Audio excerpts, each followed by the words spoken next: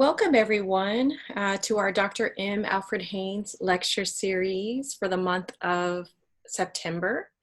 My name is Dr. Kiosha Partlow. I am the director of the Urban Health Institute, and it's truly an honor to have you all here today as we focus on the life and legacy of Dr. George Simkins Jr.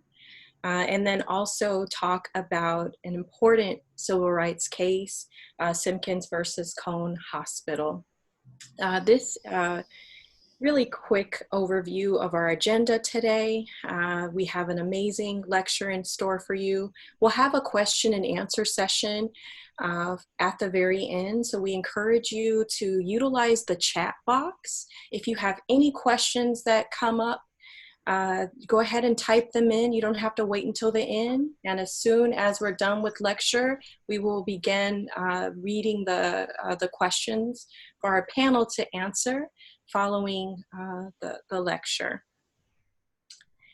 So really quickly, the Urban Health Institute supports the Dr. M. Alfred Haynes lecture series.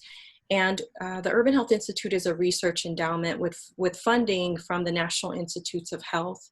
And our focus is really on training and advancement, funding and support for to really build CDU's research, Charles R. Drew University of Medicine and Sciences research capacity, faculty recruitment, and various research resources and services.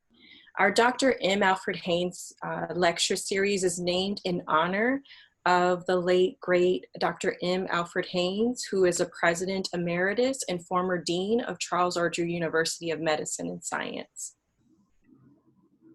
So without further ado, I'm honored to introduce our three amazing panelists. Our first, I certainly want to welcome Mr. George Simkins. Mr. Chris Simkins is an award-winning news correspondent and documentary producer with various international news organization experience. He's worked for the Voice of America in Washington, D.C. He has over 35 years of experience in journalism. And over the past 20 years, he has served as a multimedia journalist covering the Black community, including protests in Ferguson, Missouri, and Baltimore. This year, he has covered the impact of the coronavirus on Black Americans and also racial injustice and demonstrations following the death of George Floyd. And he's currently covering the 2020 presidential election with a focus on voting rights issues. Attorney Simkins Hollis is a founder, president, and CEO of Multi Energy Group. She is an attorney and businesswoman with over 30 years of experience in law, business, and complex program management. And she's been in the energy management and wastewater business since 1997. She's a member of the bar in various states, including Georgia, Pennsylvania, and District of Columbia. It's also important to mention that attorney Simkins Hollis and Mr. George Simkins are the children of the late, great Dr. George Simkins Jr. And our last panelist is Dr. Ellaby Washington. He received his AB from Brown University, and he went on to receive his medical degree from Columbia. And he is currently a professor and chairman in the Department of Surgery and Orthopedic Surgery. Also the president of the Faculty Executive Board of the College of Medicine at Charles R. Drew University of Medicine and Science.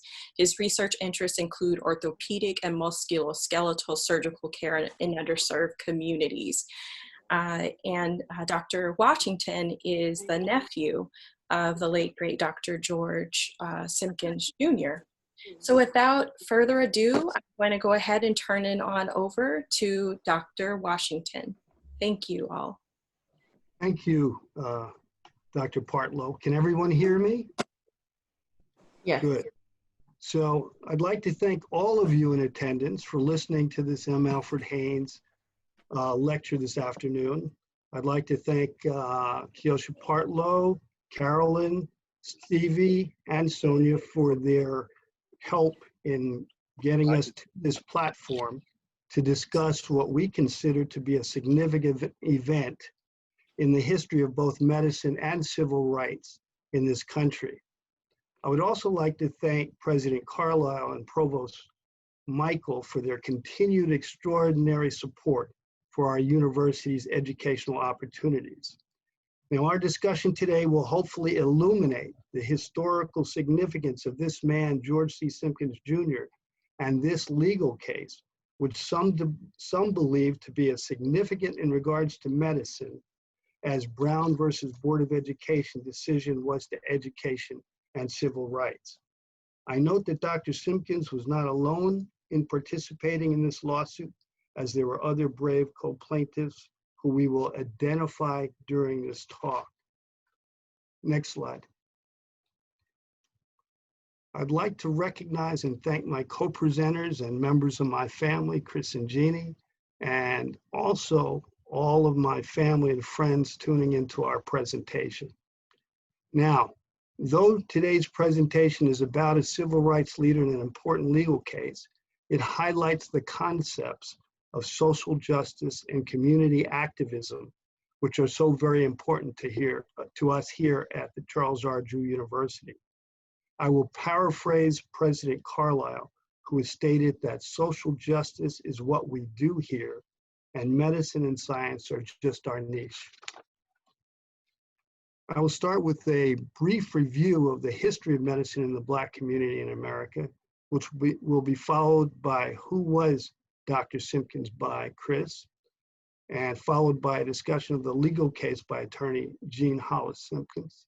And then I will conclude by providing some historical political context. Next slide.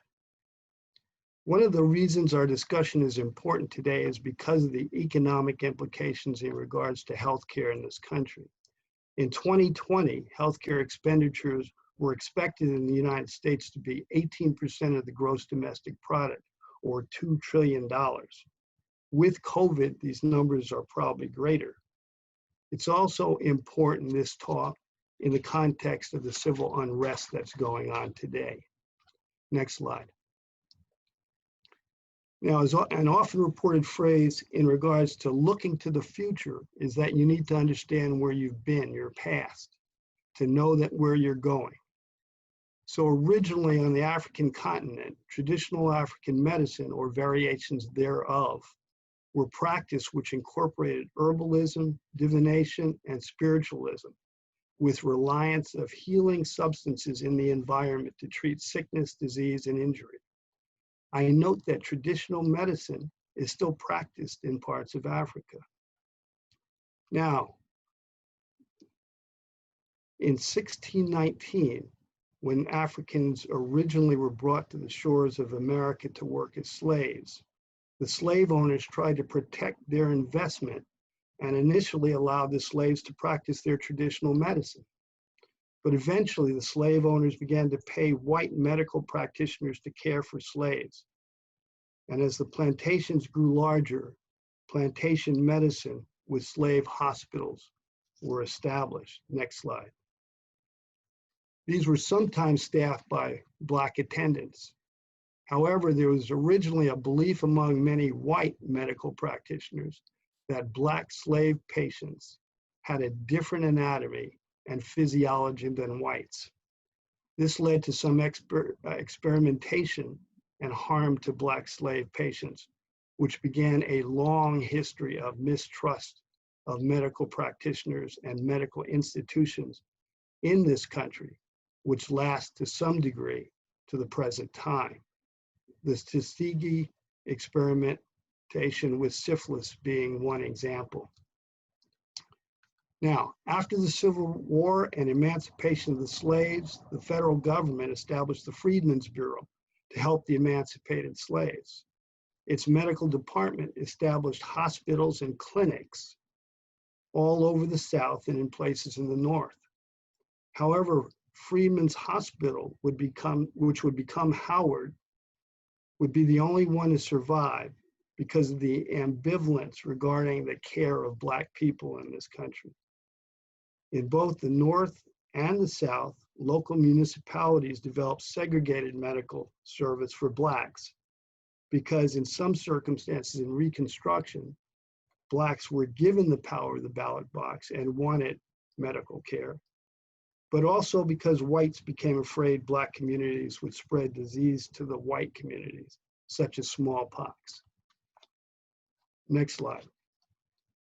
Now, eventually, at the end of the 19th century and the beginning of the 20th century, non-accredited medical teaching facilities were closed, leaving only Howard and Meharry to produce Black healthcare professionals.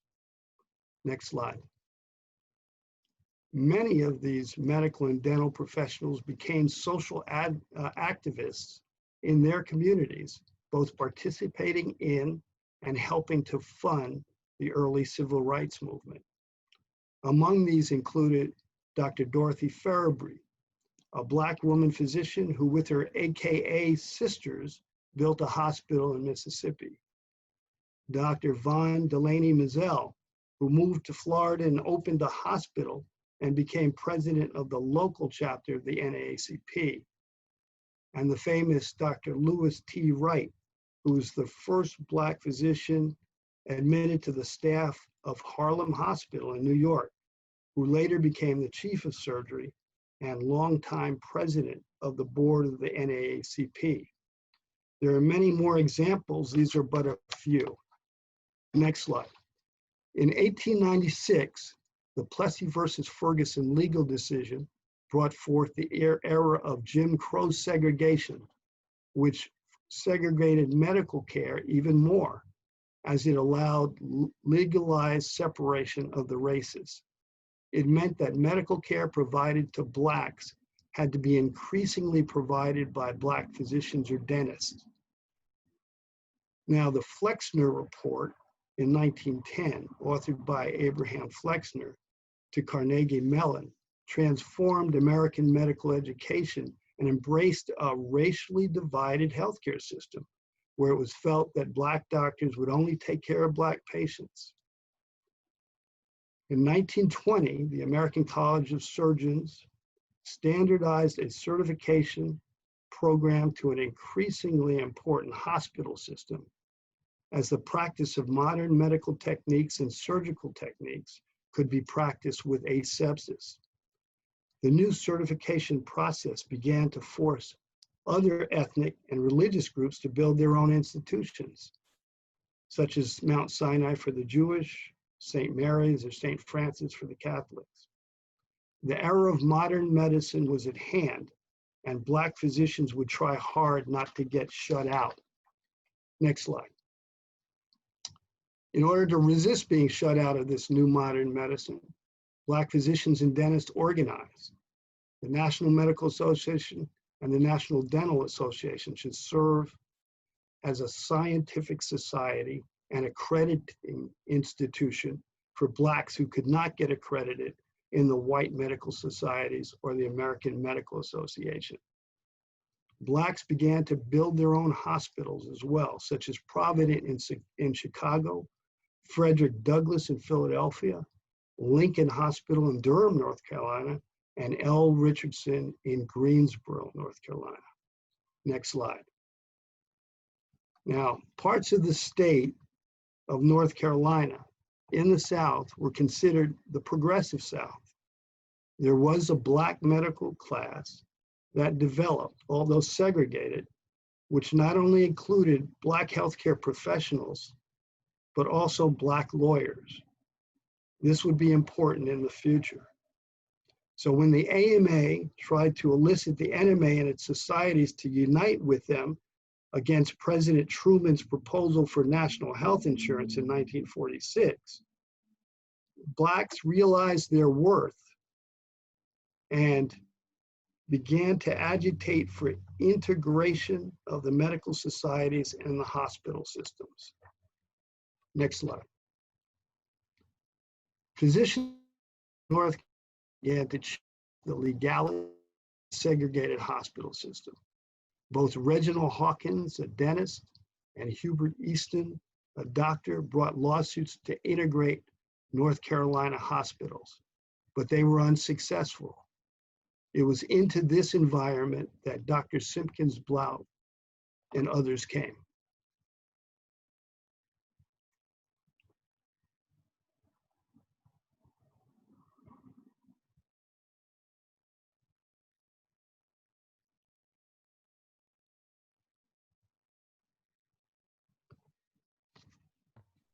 Attorney Hollis Simpkins. Attorney Simkins Hollis, are you there?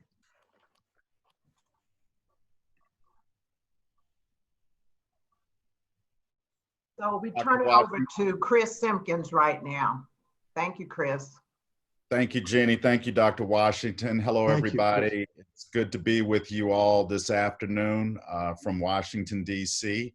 to tell you a little bit about my father, Dr. George C. Simkins, Jr., his life and times, and the civil rights battles he fought.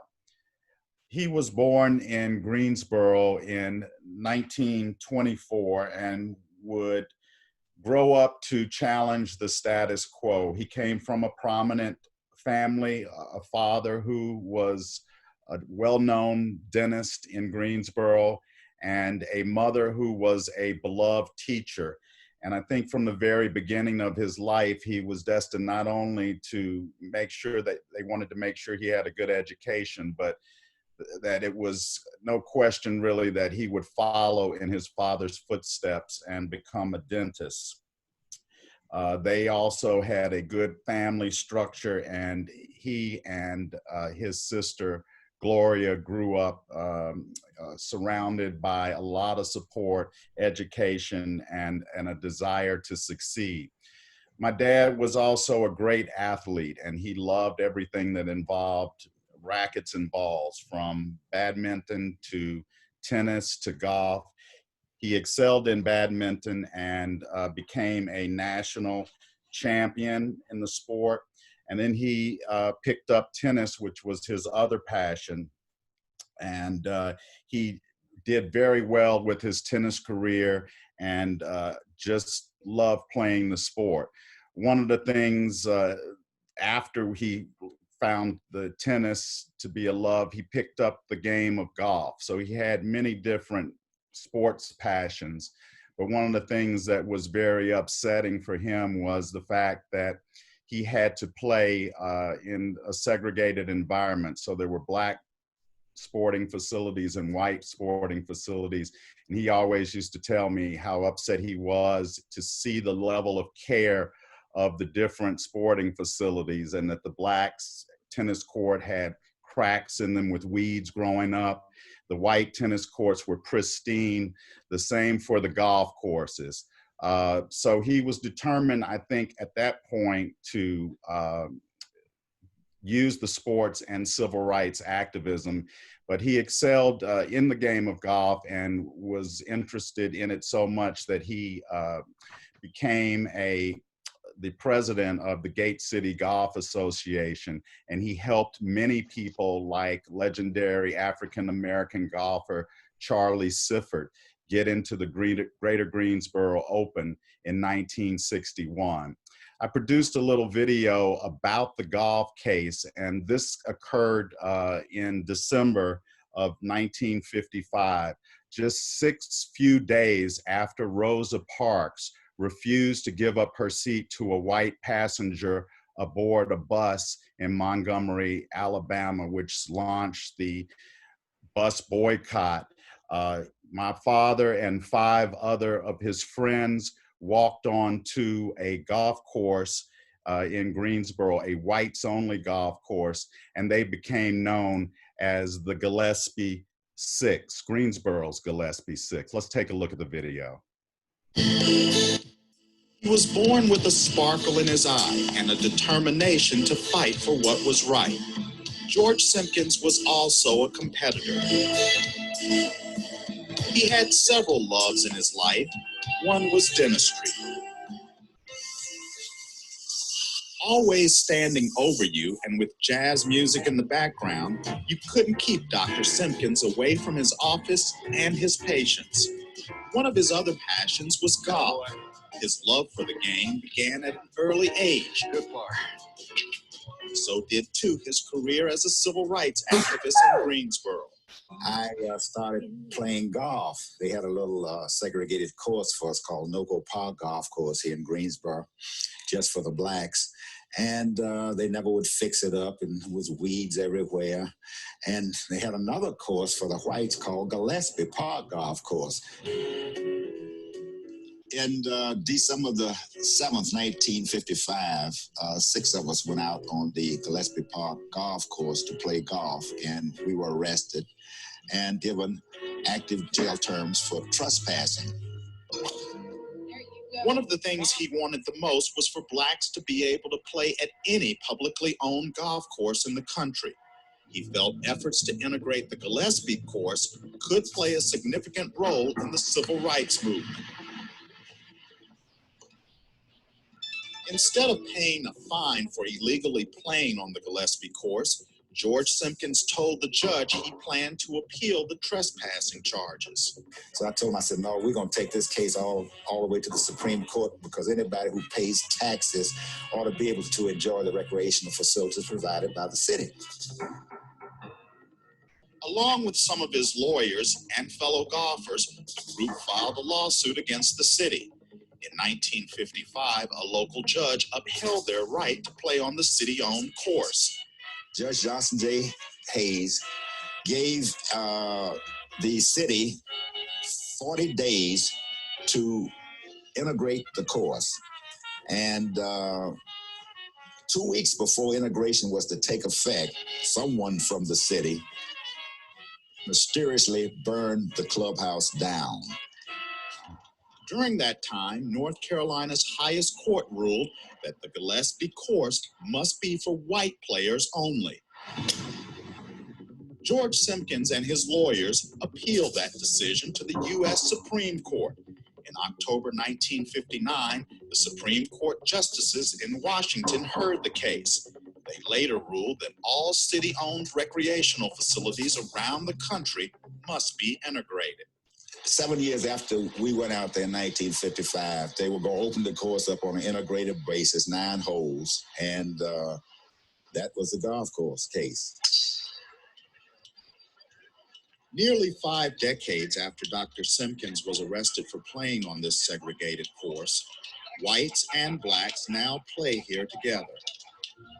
George Simkins' dream of racial equality on public golf courses and in many other places across America has come true, and his legacy of providing people a forum to be the best they can be lives on.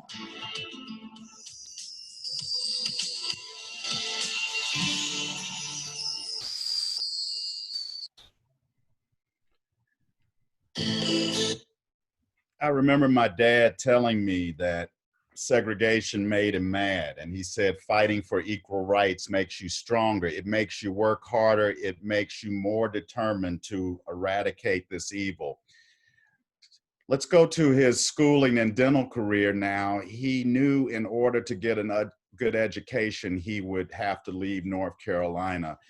He graduated from high school in Greensboro in 1940 and headed up to Chicago for a preparatory college, Herzl Junior College. He left there and got his degree at Alabama's Talladega College. So he had a lot of confidence that he had a good start under his belt.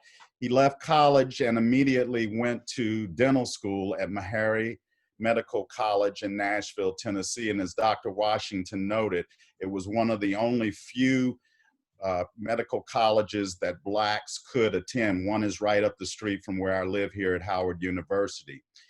With that experience, he returned home to begin a 52-year career as a community dentist working for the health department. He was the Greensboro, North Carolina's health department's first black employee, And he created a mobile dental lab where he would travel throughout the county, helping poor Black families and providing dental services for them. And he one time told me that he went throughout the county and everybody he saw had dental problems. And so the county paid for those dental services. He left there and went into his own practice.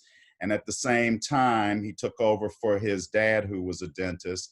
And then he became a civil rights activist, becoming Greensboro's NAACP chapter president from 1959 to 1984.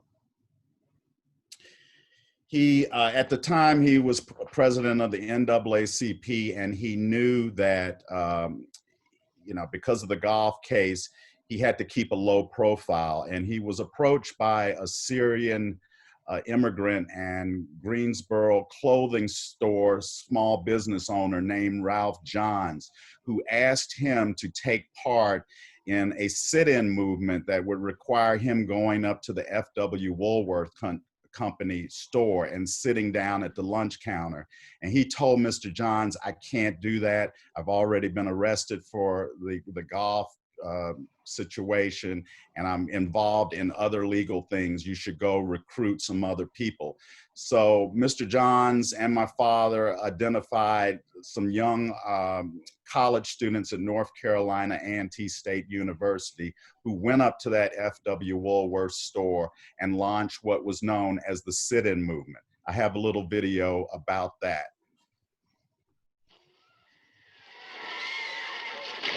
The American Civil Rights Movement, a tumultuous time in the 1950s and 60s. Blacks across the country launched nationwide campaigns for racial equality. You've got to keep the white and the black separate. There was fierce resistance from mostly Southern whites determined to maintain racial segregation in public places such as schools, stores, libraries, hospitals, theaters, and restaurants. A turning point in the civil rights movement in America happened right here at this lunch counter at the Woolworths department store in Greensboro, North Carolina. On February 1st, 1960, 4 Black college students sat down at this whites-only lunch counter and demanded to be served. The 4 college students made history by refusing to leave the segregated lunch counter after they were refused service. Over the next few days, hundreds more students joined the sit-in protests, occupying nearly the entire 65-seat Woolworth lunch counter. What they did launched what came to be known as the sit-in movement. The movement quickly spread, soon becoming a nationwide drive to integrate lunch counters. My father, Dr. George Simkins, a dentist and longtime civil rights leader, often told me stories about the sit-in protests. Old photographs on his wall remind him of meeting with Dr. Martin Luther King Jr., the preeminent figure of the civil rights struggle. My father remembers telling him how the sit-in movement here had begun to affect local businesses. It started affecting businesses who didn't even have lunch counters up there. I knew then that pressure would be put on Woolworth to open up their lunch counters because they were hurting everybody's business. Nearly 7 months after the Greensboro sit-ins began, Blacks were finally allowed to eat at the Woolworth lunch counter. Community leaders say preserving this site will ensure that the sacrifices and accomplishments of so many African Americans will be remembered. They also hope it will remind young people, whites as well as Blacks, that knowing your past makes it easier to move forward together.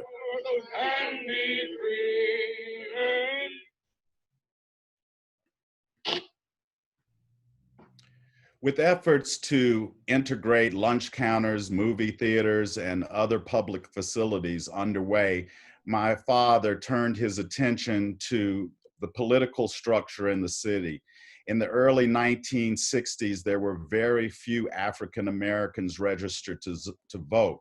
So he launched an unprecedented get out the vote drive and registration effort in Greensboro, helping to increase voter Black participation by 1968, which helped to elect the first Black state legislators and the election of the first Black woman as North Carolina District Court Judge, Elrita Alexander Ralston. And he fought for change to the city's at-large voting system, going from an at-large voting system representation to a district representation, because there were no way Blacks could get elected to the city council with that at-large system. So the city was broken down into districts, and mostly the sections of East Greensboro, where the African-American population lived, then had 2 wards. So they were able to get 2 Black city council people on to represent Greensboro and really increase voter participation. He recognized that he also needed a political action committee that would vet the candidates and send out letters to Black voters in Greensboro who were the best candidates to vote for, who represented their needs the most. And so he formed this political action committee. That's my end of my segment. I'm going to turn it over to my sister, Attorney Jeannie Simkins Hollis, tell us a little bit more about the landmark Simkins versus Moses Cone Hospital case. Jeannie? Thank you so much, Chris. Good afternoon, everyone. I'm going to talk a little bit about the legal case, Simkins et al. Versus Moses Cone et al. And the lawsuit was filed by George Simkins and several others. We'll talk about that in a minute. But in today's day of activism, it's so important to learn how you can make a difference. And this is one of the cases where George Simkins made a difference. This case also will outline for you, as Dr. Washington and Chris have done previously, the disparity in healthcare and treatment. And I call this the ultimate health disparity, where Black doctors, dentists, and patients cannot be admitted to white hospitals. Next slide. We're going to talk about the case, but I wanted you to see this video, A Power to Heal. It's an excellent video. I would encourage you to look at it if you have not seen it before in its totality, to please do that, because it's a wonderful video. But this clip just talks a little bit about the Simkins versus Moses Cone case.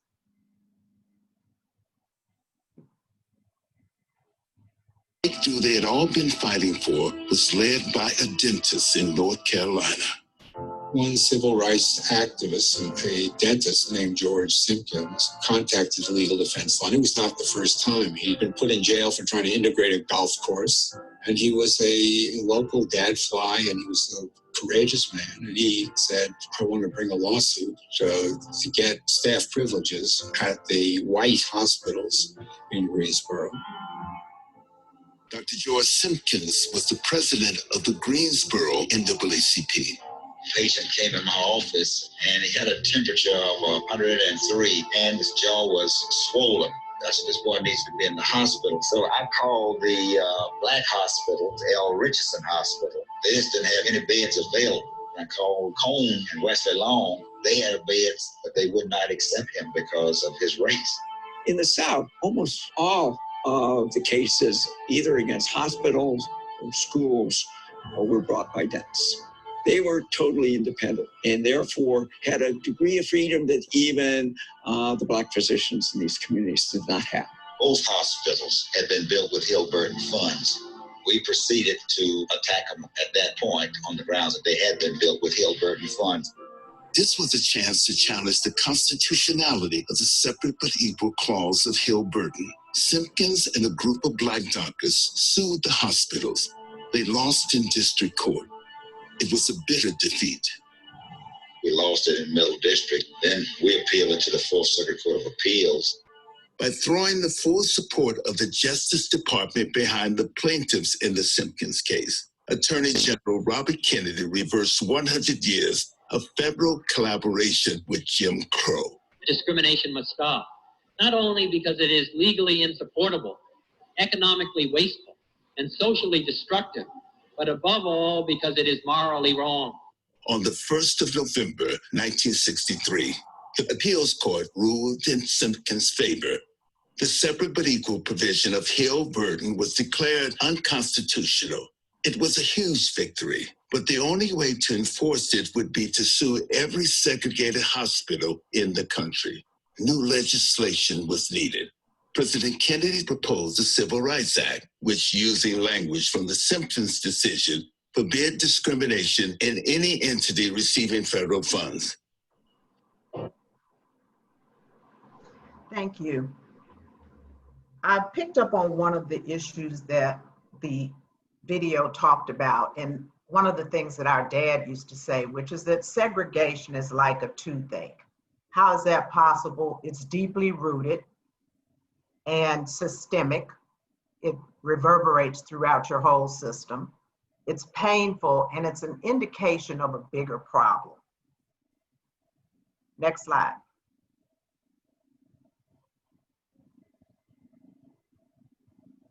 This is the title of the case that was originally filed, and I pulled a copy of the original pleading so that you'd have a chance to see that. It was, in those days, written on an old typewriter, so you can imagine if you made a mistake how difficult it was to go back and correct things. Although discrimination was prohibited in a variety of institutions since 1954 desegregation decisions, such as Brown versus Board of Education, discrimination against Black doctors, dentists, and patients was widespread until this decision. It was filed by the attorneys for the NAAC Legal Defense Fund, Jack Greenberg, as well as James Nabrett, and others, and Conrad Pearson, who was the state counsel for the NAACP in North Carolina and had also been the attorney that filed the golf case that you saw in the video Chris did earlier. Next slide, please. This gives you a how did it happen timeline. From 1960, when our dad started writing letters to the hospitals to try to make sure they would integrate. Of course, that didn't happen. And so you see that in early 61, his patient, as you heard earlier in the video, Donald Lyons, came to the office. And our dad was a very practical man. He fought discrimination as he saw it. And when his patient came in and he was unable to get him the medical treatment that he deserved, he then reached out to the NAACP. And the NAACP, who had done several lawsuits of this type in the past, agreed to take on the case. And February 12th, this case was filed. Next slide, please. February 12th, I should say, to tie into Abraham Lincoln's birthday. To say their names, I think, is so important. And the plaintiffs in this case were 6 doctors: Dr. Alvin Blunt, Walter Hughes, Norman Jones, Gerard Alexander, F.E. Davis, and Essex Noel. 3 dentists, our dad, Dr. George Simkins, Dr. W. Miller, and Dr. Milton Barnes, and 2 patients, J.A. Taylor, and again, Donald Lyons, who was our dad's patient. J.A. Taylor had been a patient of Essex Noel, and he had a gastric ulcer that was unable to be treated at any hospital other than the Black hospital. So that's why he was added to the suit. The defendants in this case were Moses Cone Memorial Hospital in Greensboro, North Carolina, and Wesley Long Community Hospital in Greensboro. Next slide, please. Just to give you a little background about some of the hospital's discriminatory practices. Moses Cone Hospital, Blacks could be admitted, but only in cases where it was an emergency and there was pre-approval. And just to talk a little bit about how that worked and what a burdensome process it was. If the condition was so perilous that it couldn't be treated at the Black hospital, L. Richardson, it could possibly be treated at Cone Hospital, but they had to go through the administrators to get approval, and they first had to file that approval to have the patient admitted to L. Richardson Hospital. So the patient had to be admitted to the Black hospital first, Then one of the white doctors that was previously admitted to the Black hospital would have to make a recommendation, and then that recommendation would have to be accepted.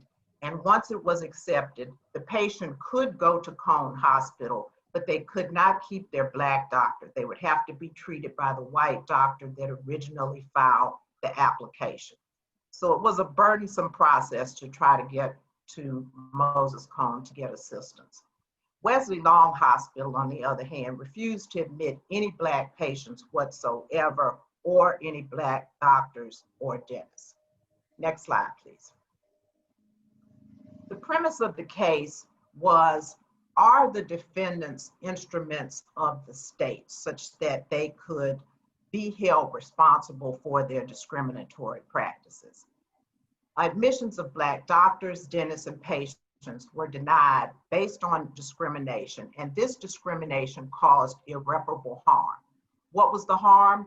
It was loss of earnings, deprivation of the opportunity to develop continued proficiency and skills in their profession, and the opportunity for patients to be treated at a hospital that had better facilities. Again, health disparity issues. Cone had a training program at that time with some of the local schools. And so the NAACP lawyers decided to get creative.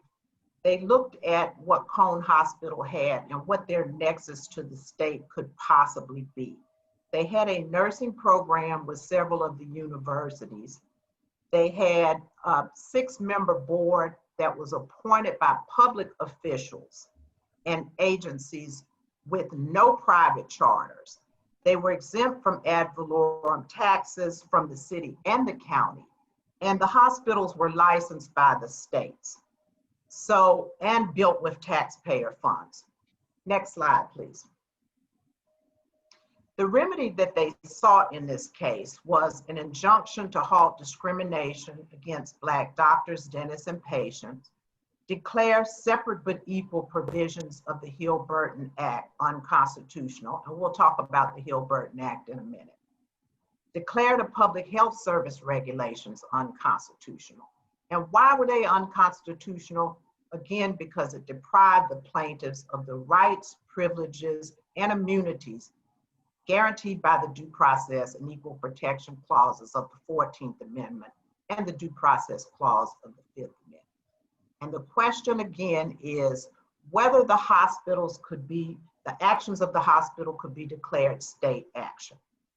Next slide, please. What was the hospital's response? Well, you can only imagine what it was, but their response was, we're a private institution, so we can discriminate if we choose. We've got no connection to the state, but even if we did have a connection to the state, there were separate but equal facilities available, and we received a waiver from North Carolina Health Commission. More about that later. Next slide, please. The Hill-Burton Act, which was codified in 42 USC section 291, began at the close of World War II when the nation embarked on a large-scale initiative in hospital construction. They granted the state $75 million per year to build hospitals in various areas. This legislation was sponsored by Senators Lister Hill and Harold Burton. And you would think, okay, bipartisan legislation, that's great, but it didn't work the way that you thought. Hill was a Democrat from Alabama who was against integrating the hospitals. And Burton was a Republican from Ohio who wanted anti-discrimination legislation as part of the Hill-Burton Act.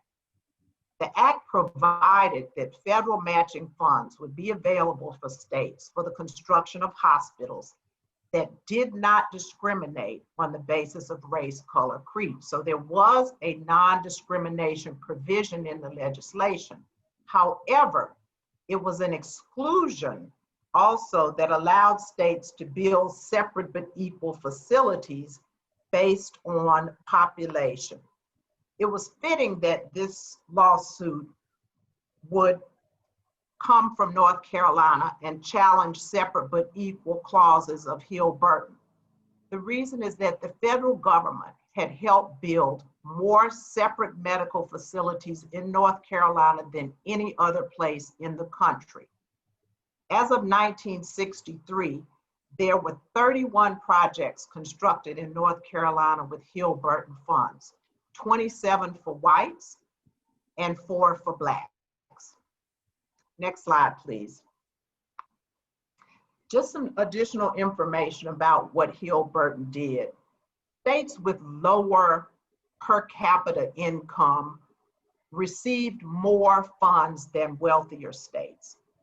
The program was administered by the Surgeon General with the approval of Health and Human Services and the Hospital Council.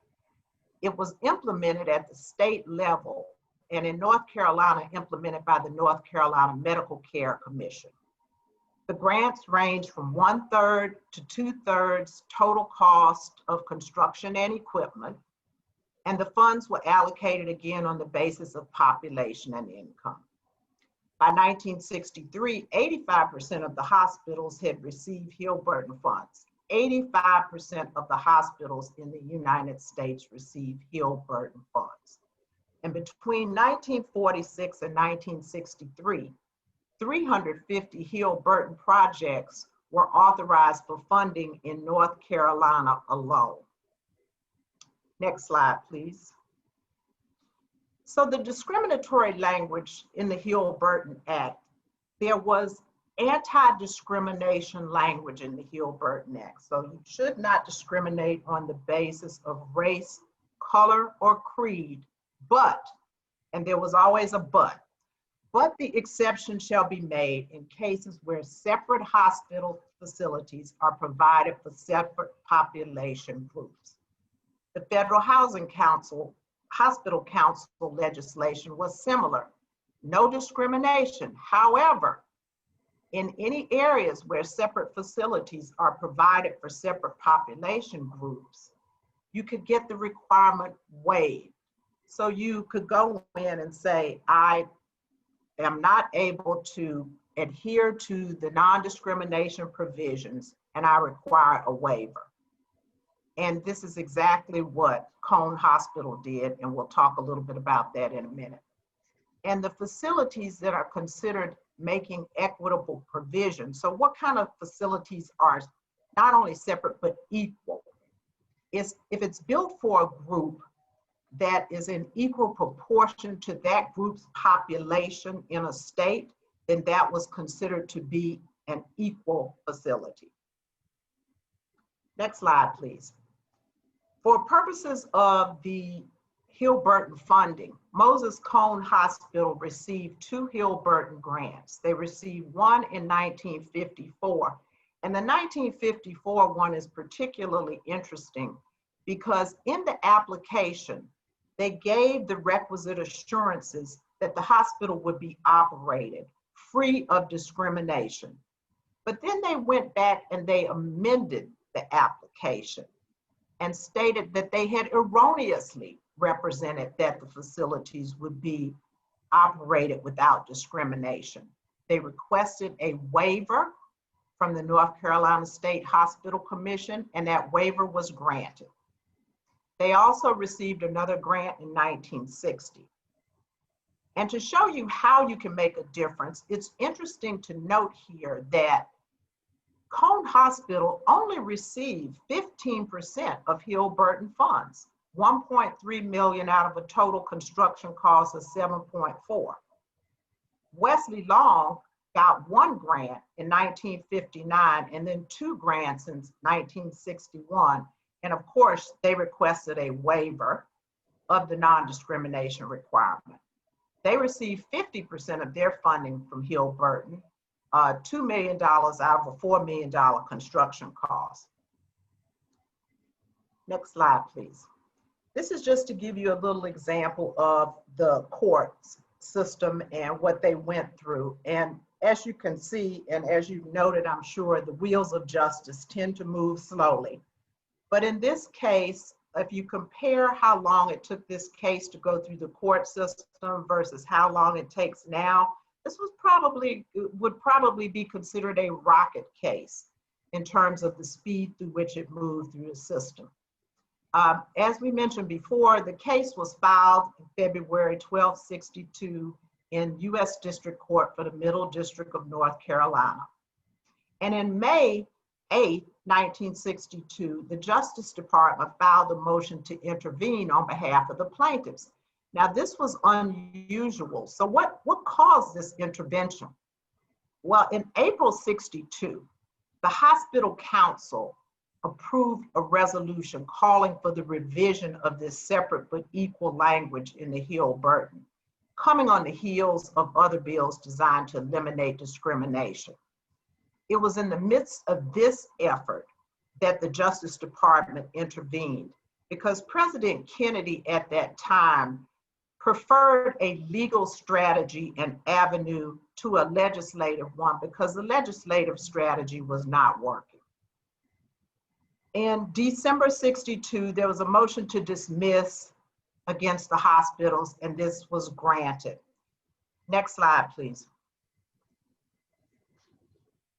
Therefore, in January, the case was appealed by the plaintiffs to the Fourth Circuit Court of Appeals. Case was decided by the Fourth Circuit November 1st, 63, in favor of the plaintiffs on a 3-2 decision. January 20th, 64, the defendants petitioned the Supreme Court for a writ of certiorari. This petition was denied, and then the Fourth Circuit Court decision was affirmed. And then in April 16th, 1964, the order enjoining the defendant hospital from discriminating was entered. So a little over 2 years, which in the scheme of things, 2 years to get to the Supreme Court is pretty quick in this day and time. The decision, the question that the court really wanted to address was whether the state or federal government had become so involved in the conduct of these otherwise private bodies and institutions that these activities of the government performed with this private body could be considered an instrumentality of the state in a strict sense. And so in the ultimate decision here in 1963, it held that the hospital's close engagement with the state in implementing Hill-Burton rendered the hospital an instrument of the state, and found the Hill-Burton provision, separate but equal, unconstitutional. And you know, there have been other cases before, as Dr. Washington talked about, that had addressed this issue as well. And so some of the things that made this case a little different was that the courts noted that this nexus between public and private really held more benefit in this case, because in 20 years under Hill-Burton, if the status of the hospital changed, then the federal government could come back in and recoup the dollars that they had spent helping to build these hospitals. So that was one area in which they found a nexus. The hospital services had to meet minimum standards that were adhered to by the federal government as well as the states. And so in that sense, there was another nexus. The government also had a say in what was considered adequate facilities for the state in terms of distribution and priority of projects. This was another nexus. And the state was required to submit a state plan of hospital construction to the federal government, which had to meet these minimum requirements for indigence and non-discrimination. So all of those factors were so important in this ultimate decision. Why is this a landmark case? Well, you've heard several people in several videos talk about the fact that this case became the Brown versus Board of Education case for hospitals. So it's what Brown versus Board of Education did for education, this decision did for hospitals. Its impact on racial discrimination and the effect on constitutional law is another area. And the Hill-Burton Act was finally amended to end the financing of separate but equal medical facilities, something that they had refused to do a year earlier. Private institutions also now could come within the reach of the Constitution, and it developed a new concept of state action. Prior to this case, the 14th Amendment for Equal Protection did not apply to private actions, but only to those of the state. So this case was instrumental. All programs receiving federal assistance after January 1965 were required to be free of racial discrimination. And just to show you how instrumental this case was, between 1963 and 2001, there were over 260 references to the Simkins case in other legal decisions, more than any other case involving hospital discrimination. So at this point, I'd like to turn it over to Dr. Washington, who will talk a little bit more about the impact of this case on overall society and particularly the medical profession. Rudy? Thank you, Jeannie. Thank you guys for, again, your attention so far. At this point, I'd like to give a nod to history and try to complete our understanding of the significance of this man and this case. So, in 1963, H. Montague Cobb of Howard University, a medical doctor and medical anthropologist who happened to represent the National Medical Association as its president and the editor of its journal, by the way, a building is named after him at CDU, received notification from then President John F. Kennedy that Robert Kennedy, the U.S. Attorney General, would support the Simkins case before the Court of Appeals and the U.S. Supreme Court, as we've seen in the video. Why?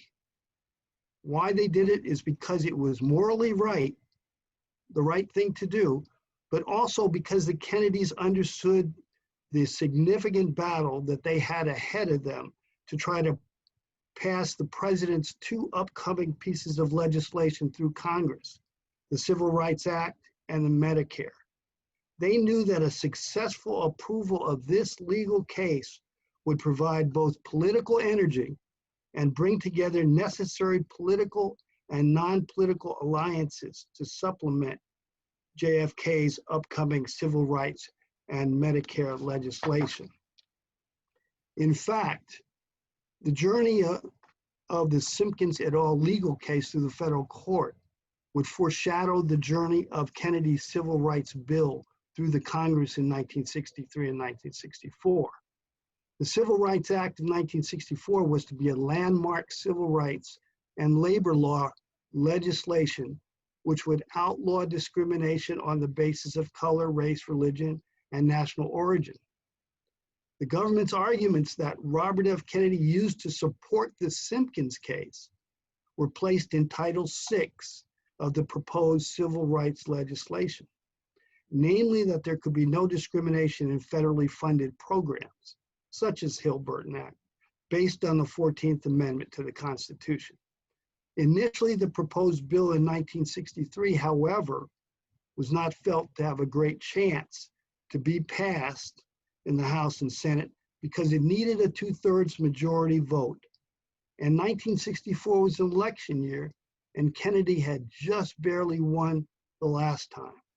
Attempts would be made by the Republicans and the Southern Conservative Democrats to defeat or effectively weaken the legislation, rendering it ineffective to give the Kennedys a political defeat. Next slide. That year, 1963, like this year, was a turbulent year. In May, Birmingham, Alabama's Chief of Police Bull Connor turned attack dogs and high-pressure water hoses on peaceful anti-segregation protesters, many of whom were women and children. July 11th, George Wallace, governor of Alabama, barred 2 Black students from attempting to register for class at the University of Alabama, seen on national TV, after which President Kennedy federalized the National Guard to get the students into school. In July, Medgar Evers, the NAACP field secretary, who was well known, was assassinated with a deer rifle outside his home. On August 28th, there was the famous March on Washington, led by Martin Luther King Jr., who gave his historic "I Have a Dream" speech. On September 15th, however, a bomb was exploded at the Birmingham 16th Street Baptist Church, killing 4 young Black female children, Sunday schoolers. Now, on November 1st, as we've stated, the Fourth Circuit Court of Appeals overturned the district Cone case. But on November 22nd, President John F. Kennedy was assassinated in Dallas, Texas. The fate of his proposed legislation now was in doubt. Next slide. Now, the initiation and passage of civil rights legislation now became spearheaded through the Congress and Senate by the new president, Lyndon Baines Johnson, a Southerner, who dedicated it as a memorial to the slain Kennedy. In arguments both on the floor of the House and Senate, proponents of the Civil Rights Bill repeatedly cited the Simkins et al. Versus Moses Cone verdict as the law of the land to support the non-discriminatory language in Title VI of the Civil Rights Act. A side note is that Howard Smith, the conservative chair of the Rules Committee, who was opposed to the bill, tried to make it less attractive and less likely to be passed by adding sex to the group of non-discriminating factors. The women's movement benefited from this ultimately, as they supported this, and an eventual strong civil rights bill was passed both in the House and the Senate by more than the necessary 2/3 votes. In addition to the political alliance, which Kennedy had created to pass the bill, which Johnson kept together, this included the non-political allied health groups, including the National Medical Association, the National Dental Association, the American Nurses Association, the American Public Health Association, and the Medical Committee for Human Rights, who stood as a counterweight to the American Medical Association in getting this done. Next slide. So after a strong election victory in November of 1964, President Johnson then proceeded to move Kennedy's other proposed key legislation, Medicare and Medicaid, through the Congress.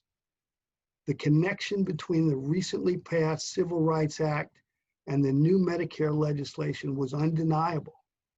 President Johnson used both the same political allies and the non-political allies who had supported the Civil Rights Bill, namely the NMA, NDA, American Nurses Association, and American Public Health Association, to support the Medicare legislation, once again as a counterweight to the American Medical Association, which was once again on the wrong side of history.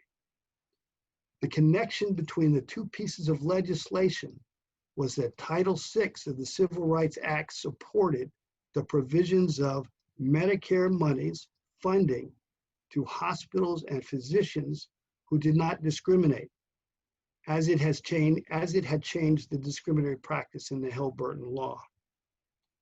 So in summary, the importance of this single legal case in moving both civil rights and healthcare legislation in this country forward for the benefit of all Americans cannot be understated. Next slide. However, our work is not done. We must continue to seek social justice and be community activists.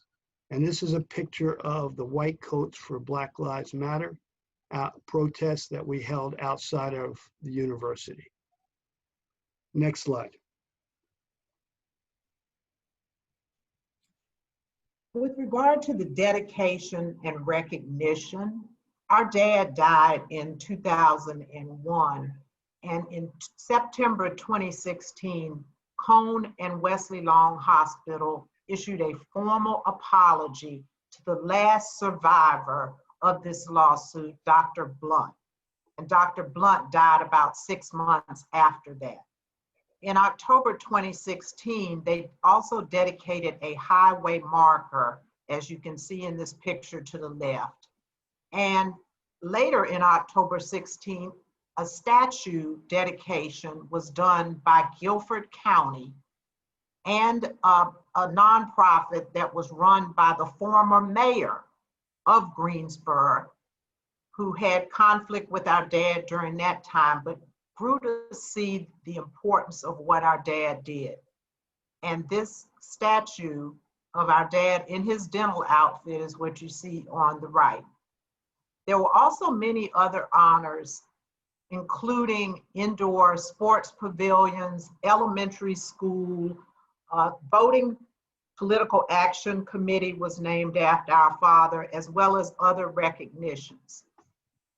Thank you all so much for attending this lecture. We all appreciate it and appreciate what Drew has done to host this important event.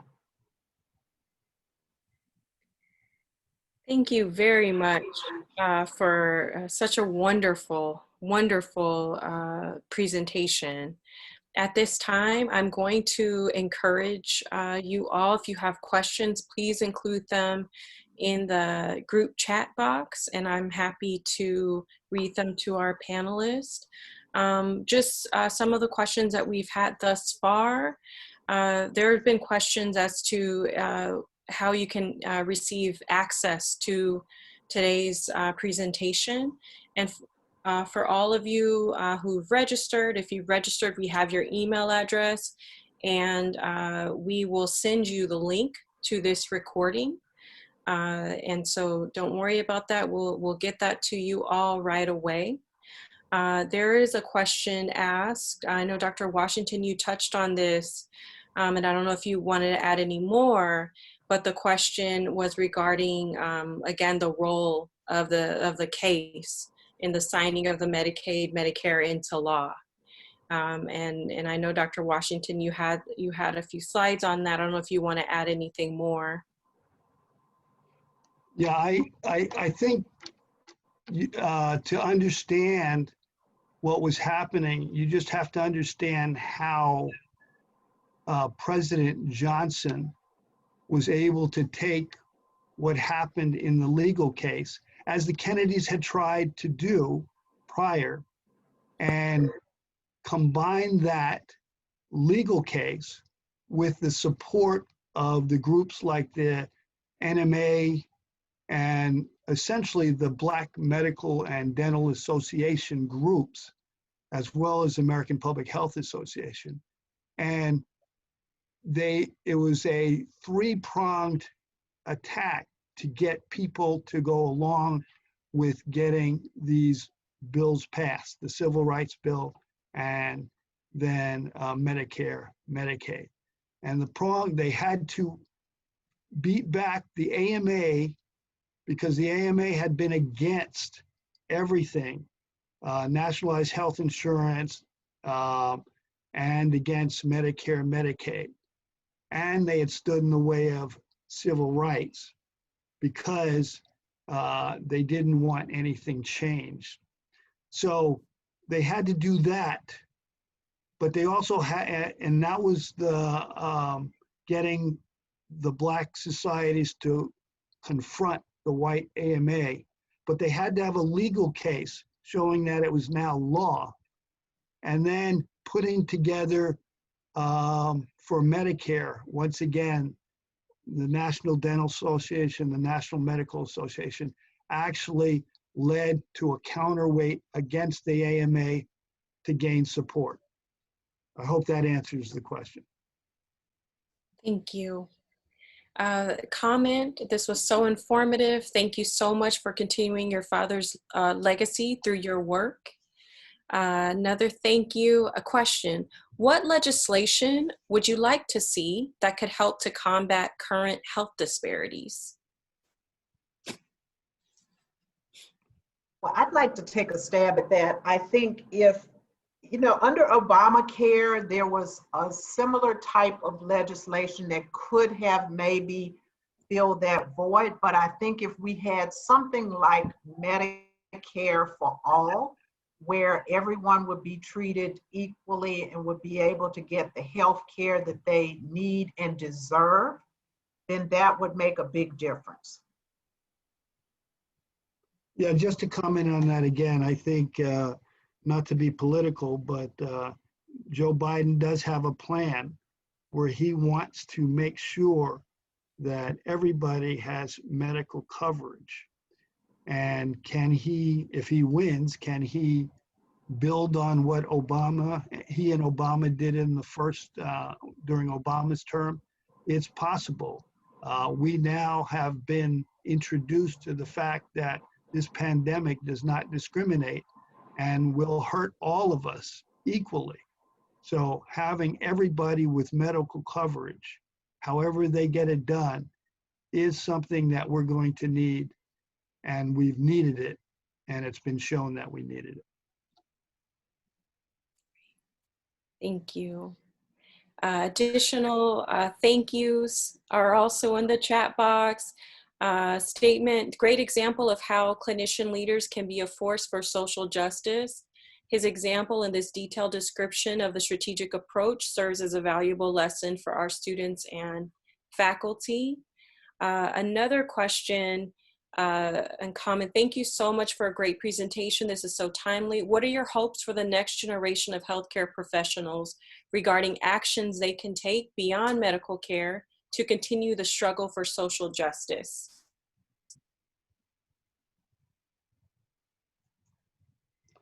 I guess I'll take that unless Chris wants to take it. Go ahead, Dr. Washington, I can follow you. Oh. Okay. What we demonstrated in the last slide before the actual dedication was what we have to make all young healthcare professionals understand. It's the understanding that they cannot just do medicine or dentistry, that they're going to be required to do what's right in the society. And, you know, we understand that there are social determinants of health that change how people get well in the society. And in order to be a physician or a dentist or a healthcare provider or nurse, you're going to have to understand that you're going to have to attack these social determinants of health in order to get people as well as they can be.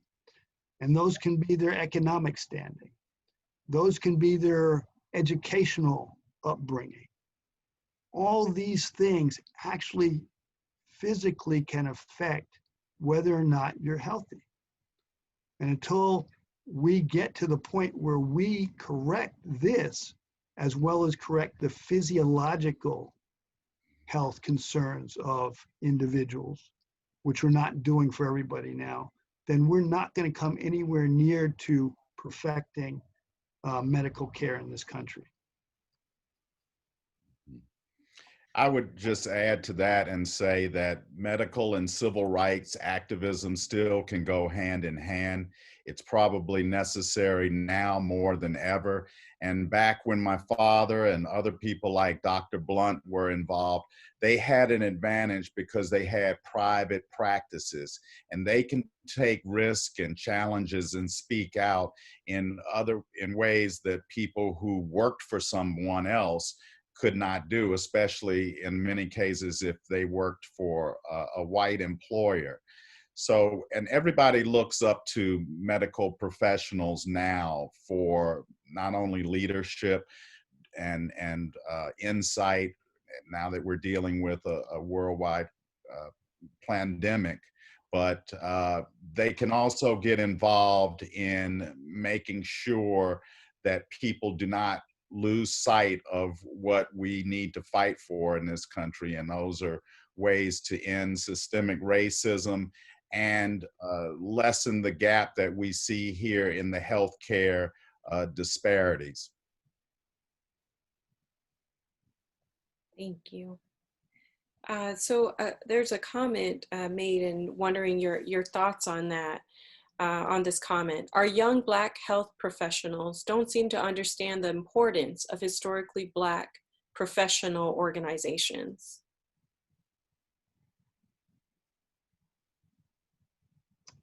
I think things have changed over time. There was a time when you had to understand how important Black or minority healthcare schools or organizations were, because that was the only place you could go, essentially. They have been, it has changed for one, to some degree, where people can go and train and meet people.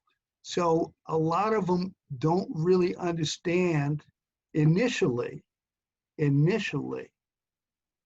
value of our institutions and the value of a National Medical Association over an American Medical Association.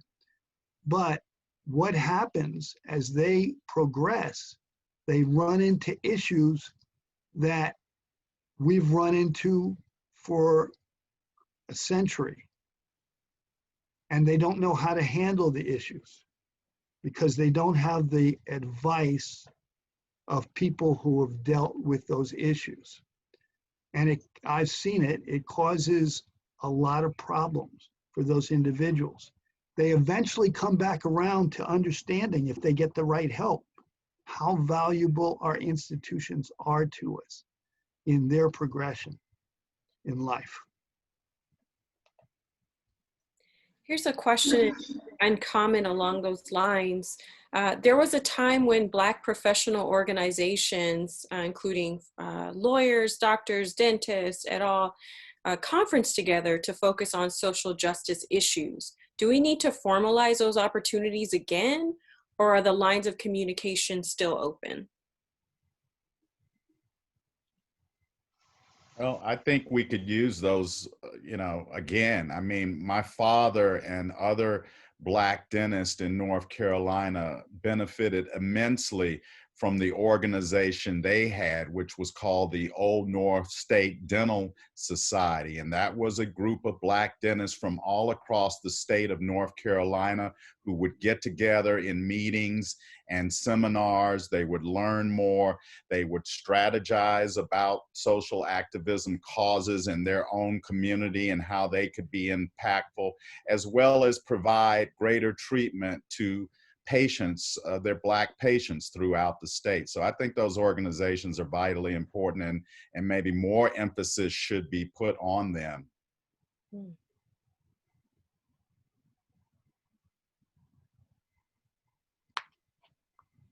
I can also tell you from the legal perspective, I was able to attend some of these seminars that you're talking about where there were Black lawyers, doctors, and dentists, and it was invaluable.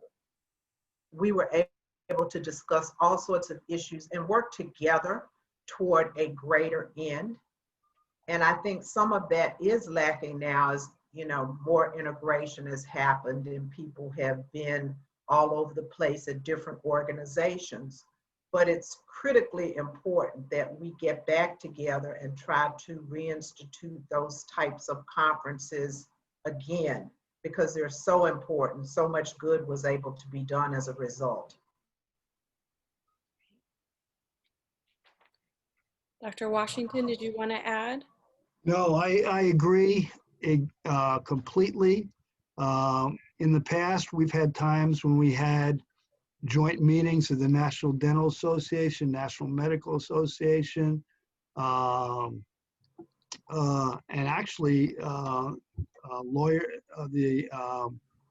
legal associations as well, National Bar Association. National Bar Association as well. And we've had combined meetings where I think a lot of work can be done. I think if we combine this with some sort of national political alliance or the Congressional Black Congress, which they try to do, right now, I think we can make great progress working together. Absolutely. Their comment, the struggle continues. Another comment, you must get involved with nearby community to hear from and include them in discussions to educate students and, you know, and definitely the next generation. Okay, so with that,